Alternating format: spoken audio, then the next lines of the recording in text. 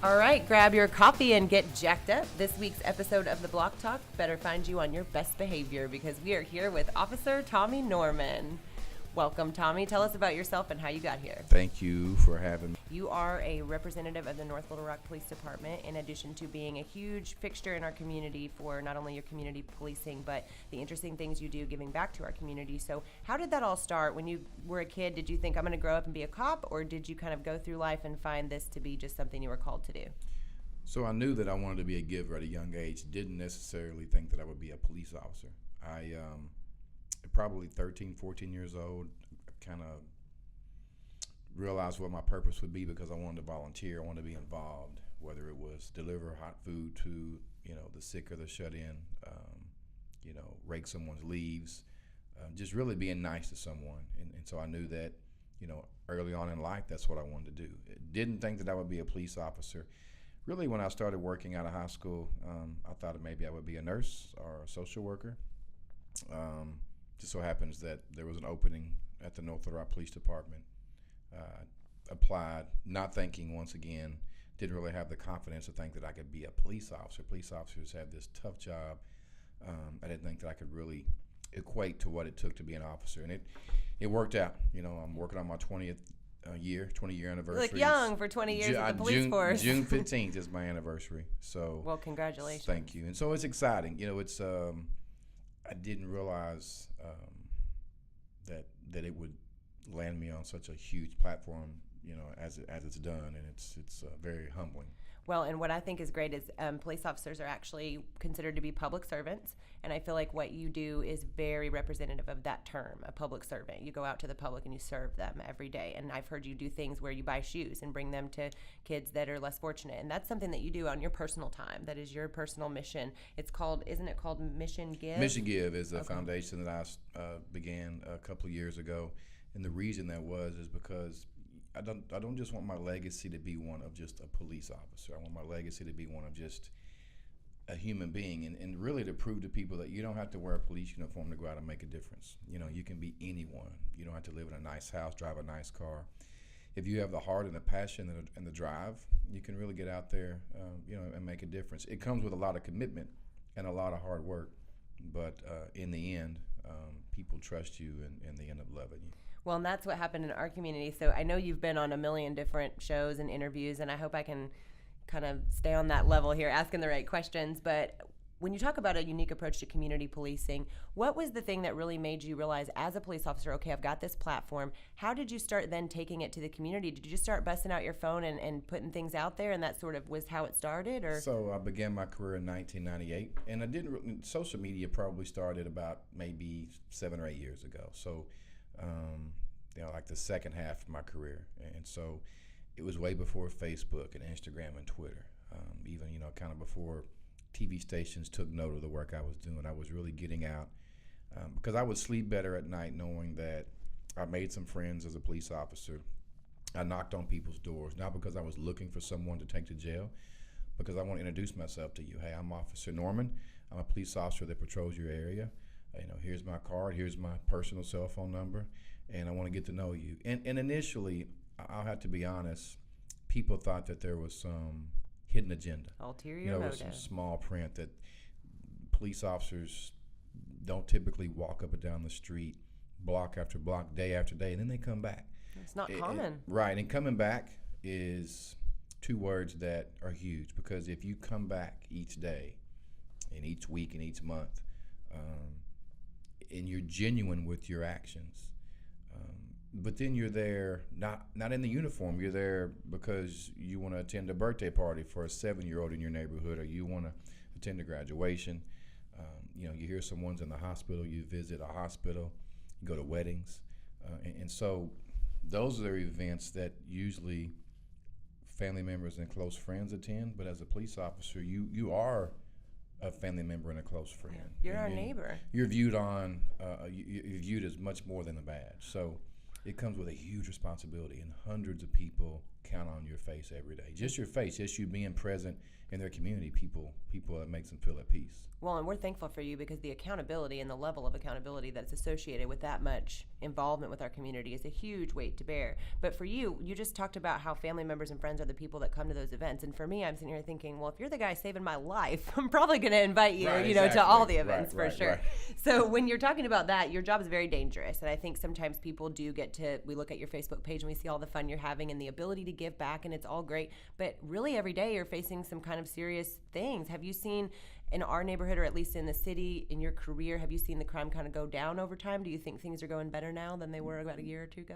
I do. I will say that me personally, I don't make many arrests. Now, I mind you that I'm a regular patrol officer. I answer calls every day. And the reason I don't make a lot of arrests, I feel, is this because so people see this officer every day, and they don't want to let that officer down. So maybe they're thinking about breaking the law. Maybe they're thinking about making a poor decision, but they don't want to let not just that officer down, but that friend down. And so it's kind of an accountability that goes both ways. So they hold me accountable to go out each day and prove my commitment, and then I hold them accountable each day to go out and be good citizens and not break the law. Yeah. You mentioned that you were planning on maybe being a nurse before, and so is some of your background, is the same thing you wanted to give and care for people in the Right, so neighborhood? I volunteered as Big Brother. I remember I went to Big Brother Big Sister to sign up to be a Big Brother, and I wasn't old enough. Oh. Right, I think I was a year You can shy. be a little brother. Right, I can be a little brother. Little brother wanted to be a big brother, and so went to apply to work at Centers for Youth and Families as a child care worker, and they said, well, you've got a few more months before you're actually legally old enough to apply. So I was really caring before my years, and when I say that, I mean, when you're 12, 13, 14 years old, you're probably not looking for ways to make a difference. Some kids that age are, but I think typically, you're out running the streets or with your friends. But my circle was so small and still is, because I chose to sacrifice time with the few friends I had and even my family to go out and make a difference with the hundreds of people, that counted on me every day. And so it's you're really a hero. And police officers, when you put on this uniform, when you walk in a store or a restaurant, people are always going to turn around and look, because Yep. that uniform really grabs people's attention. But then as a police officer, what can you do to build off that attention you're already getting? Yes, And so that's exactly. I was about to go directly that way. So when I see a police officer walk in a room, I'm usually like, "What's going down?" Right, I'm yeah, looking exactly, around, like, right. "What's I mean, going it's on?" But with you, I watched these videos. I kind of did a little research, and I watched you're walking around the neighborhood, like you said, in uniform, out uniform, playing basketball, getting to know these people, getting on their level. So that has obviously improved those relationships in the community over time. What is the message now that you have this huge platform? You have millions of followers on Facebook and Twitter and Instagram. If you could give them just one message, is it that you want them to go out one at a time every day to do something better? Or what is your main thing that you want us as a community to focus on and follow your vision? Just because if I was to leave this earth tomorrow, I want people to live the Tommy Norman way, and that is to get out every day and be there for, I think, people that some of society turn their back on. So maybe it's someone that can't hear, someone that can't walk, someone that can't talk, maybe someone that's not our color, someone that doesn't live in our neighborhood. So you really, your heart gravitates you to people that other people make fun of, quite frankly. Maybe they don't have all their teeth, or they don't smell, pleasant. It's those people still have stories. Those people are still human beings, and those are the people that I love. I mean, you've seen it on my social media, but there's the All-Star Crew, so it's a group of adults that are all low functioning, and there's the Breakfast Club with Davey, who was born with meningitis, and he took his speech. And you have a couple, Jesse and Ronika, who are deaf, so they're part of the Breakfast Club. And then you have the VIP Club. It's a group of 4 boys, and we try to go out to eat about once every 2 months. And so it's all these individuals that are different ages, different races, and they have different disabilities, but they're also people that really end up inspiring the world through social media.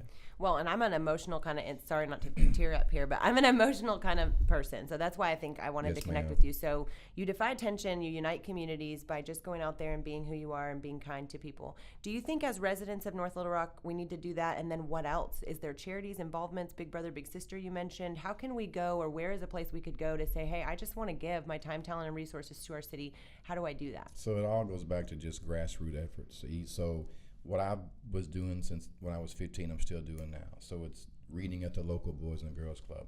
Go to your local nursing home and get with the activity director and say, hey, when you have your hour of activity every day, can I come in and play cards or connect forward with some of your residents here? Meals on Wheels. Go to CareLink and volunteer, even if it's once a month, and 10 houses you deliver hot meals to on your lunch break.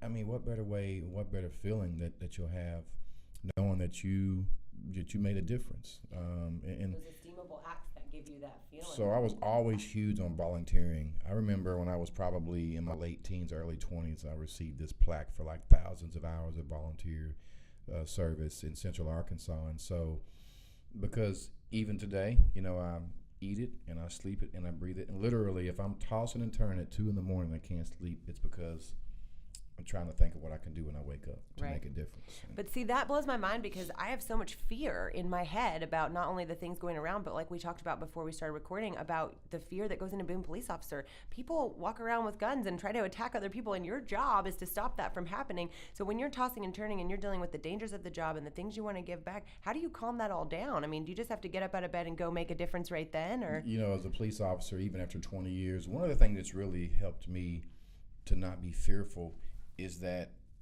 so I could walk through one of the most dangerous neighborhoods in North Little Rock in a t-shirt and a pair of blue jeans, not armed at all, and I'm going to feel just as safe as I would if I was in a uniform with all the equipment that I'm trained to use, is because those people aren't going to let anything happen to me, and they're not going to hurt me because they know that I've been there for them every day. Yeah. I don't miss a day. Even on my days off, I'm out there, and so I feel safe because I've earned that protection from the community. Right.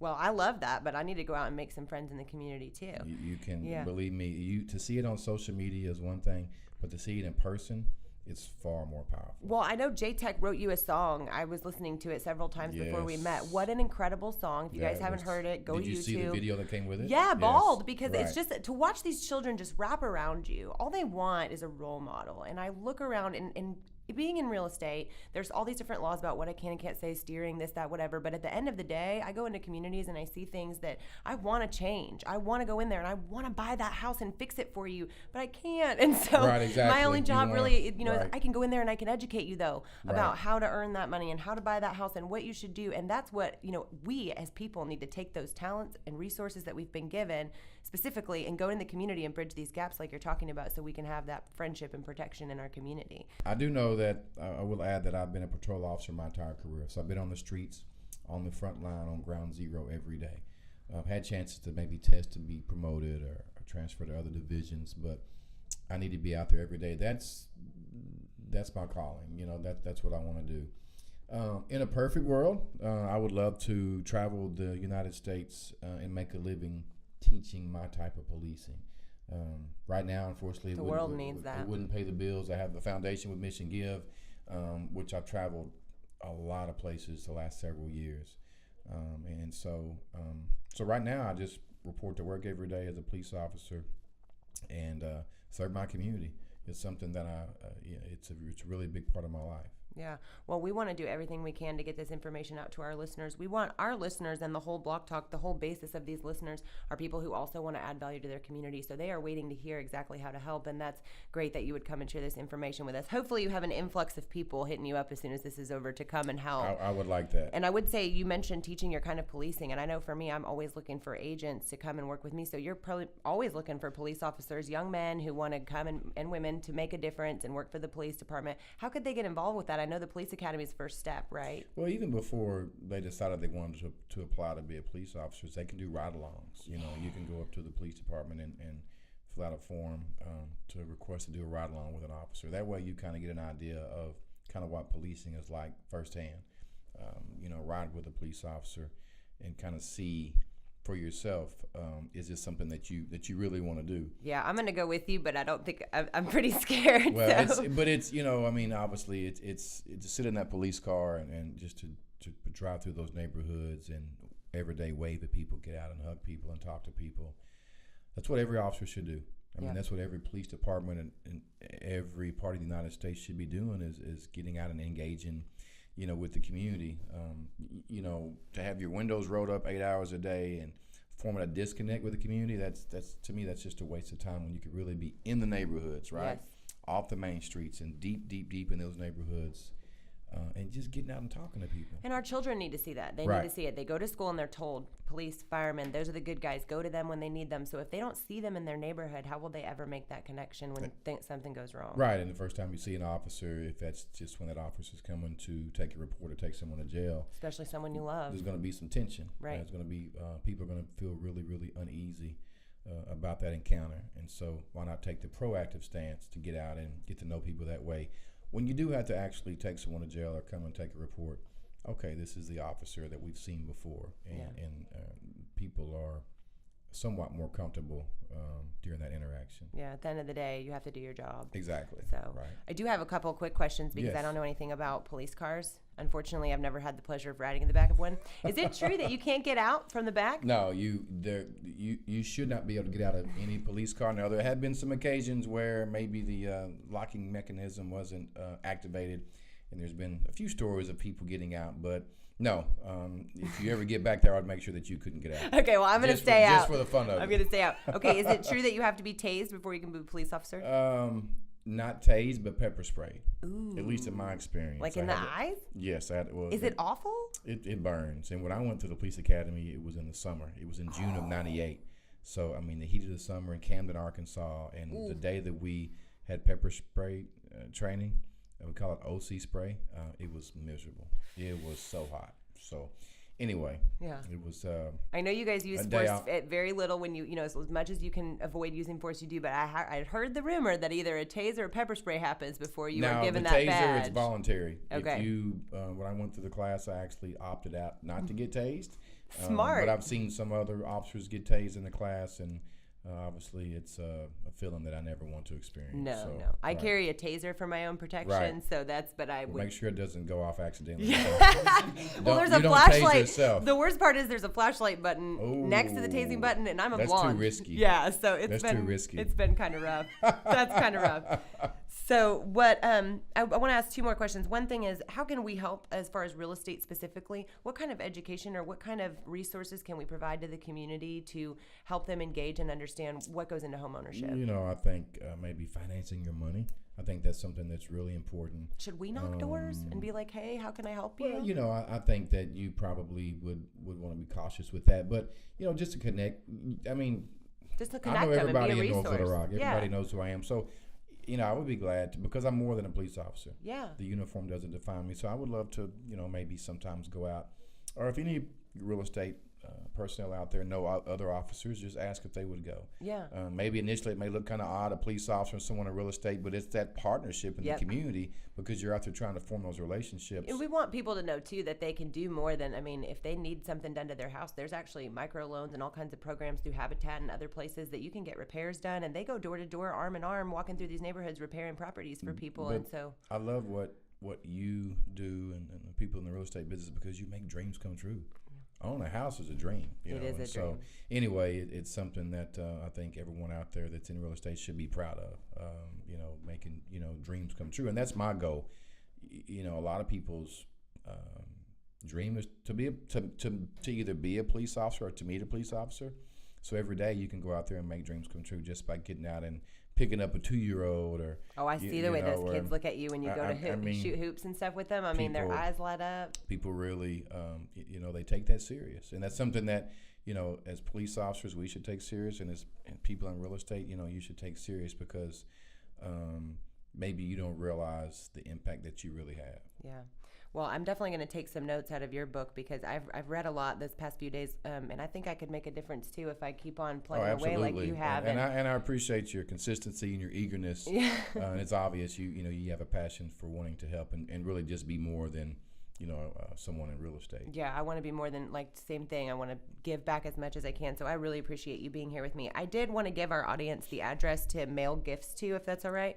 So for Mission Give, if you would mail gifts to P.O. Box 1098 in North Little Rock, Arkansas, 72115. Tommy, you take those gifts out to the residents Right. of the community, They correct? come in. Actually, I just received a text message from the post office 2 days ago that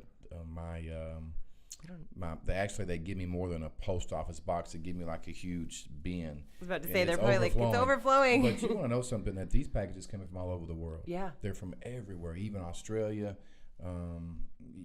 everywhere. And it's what's amazing to me is that the people that send these items in, they'll never meet the recipients. Mm-mm. This is the crazy thing about what you've done. You've managed to unite a community across a country. Right. Across the world. Powerful. You People said that look at perfectly. Arkansas and they say, oh, well, there they do community policing, and there someone like Tommy Norman leads that community to do it, and it brings people together. So our listeners, our audience, our city needs to come and follow that example. We had a lady from Napa Valley, California. She had a stove delivered to a family whose stove went out. Oh. And I posted a video of the stove and it working and the burners on, and people were just bawling their eyes out. I love that. It's like a virtual village in social media. It's really like reality TV. My posts are uncut. I don't edit any of that because I want people to see what's really happening.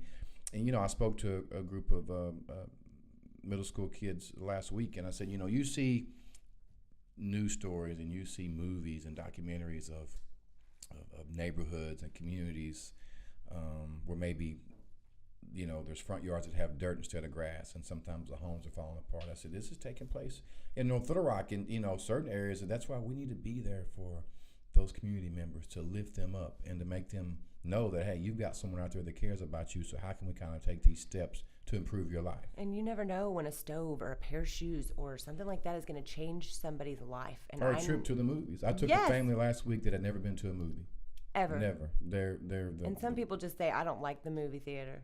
Right. And there's some people that have never been. Never had a movie theater, popcorn, a hot dog. It just, none of that. And so that's a dream come true. And so, but it's thanks to people in Central Arkansas, across the state, and even outside of Arkansas that have fallen in love with this community. And it's something that it's not just about me. I mean, I love doing my part, and God's really blessed me with this rare ability to connect with everybody. I can connect with anybody, and I say that with total humbleness, but I can. It doesn't matter where you're from or where you live or what you wear. I think they call that a servant's heart. Well, I just it's something that makes life comfortable for me as a police officer, because it's something that I just, when my alarm goes off every morning at 4:30, it's like I'm happy, I'm ready to get up and go. It's not like, oh, here we go again. It'll never be that way. No. It's something I love putting this on. I also love taking it off and getting out there and being someone that's not just identified by the badge, and so. It's powerful to talk about. Okay, well, we love you. Our community loves you. Thank you so much for being on the Block Talk. You. If you guys want to hit up Tommy Norman, make sure that you hit him up on Facebook. You can also mail those gifts into Mission Give, and also check out that song by J-Tech, that song that he wrote for Tommy Norman. You can check it out on YouTube. Thank you for being on the Block. Thank you. It's a big honor, and I hope I get invited back to the Block. Of course. J-Tech out.